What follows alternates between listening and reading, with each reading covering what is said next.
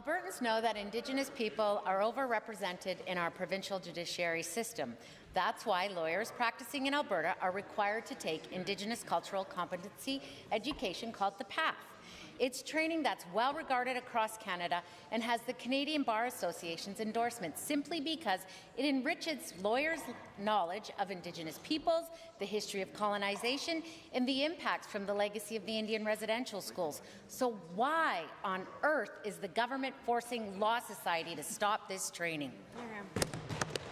The Honourable Minister of Justice. Mr. Speaker, Bill 13 does nothing of the sort. It will continue to allow regulators to impose training that is relevant and important to the professionals that they regulate. Mr. Speaker, the fact of the matter is that when a program comes into when a regulator introduces a program that has absolutely nothing to do with the professionals that they regulate, Mr. Speaker, Bill 13 says that that shouldn't be required.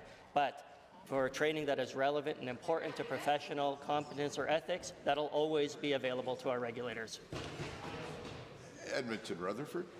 Mr. Speaker, given that Bill 13 does exactly this, and given that the PATH course is the Law Society's response to the Truth and Reconciliation Commission's calls to action, particularly number 27, which calls upon lawyers to ensure they receive Indigenous cultural awareness education.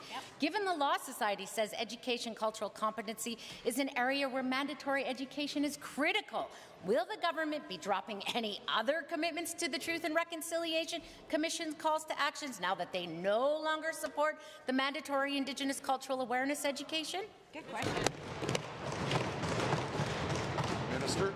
Thank you very much, Mr. Speaker, but that is just false. Our government remains firmly committed to working alongside Indigenous communities and people to support the advancing of reconciliation. In fact, Mr. Speaker, we've made progress on 24 of 29 Truth and Reconciliation calls to action related to this province. Bill 13 does nothing of the sort that the member opposite alleged. It simply restricts mandatory training that is unrelated to competence or ethics, Mr. Speaker. If certain training is relevant, then it will be allowed. Honourable member.